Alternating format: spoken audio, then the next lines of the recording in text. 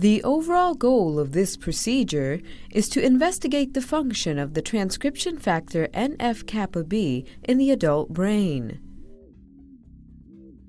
This is accomplished by first breeding transgenic mice that specifically inhibit NF-kB activity in neurons.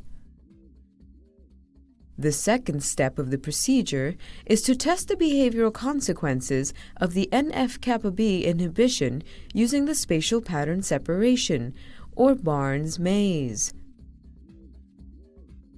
The third step is the careful perfusion of the animals, removal of the brains, and the proper sectioning thereof. The final step is to analyze histological and structural effects, such as visualizing mossy fiber projections by immunostaining. Ultimately, using the behavior tests followed by histology can correlate changes in dentate gyrus-dependent learning with structural changes in associated tissues.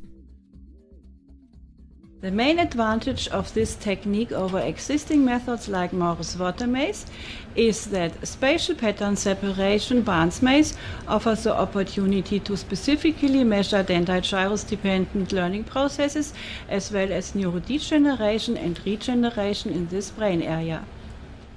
This method can help to answer key questions in the field of adult neurogenesis, such as learning as spatial pattern separation. Demonstrating the maze will be done by Angela Krallemann-Köhler, a technician from my lab.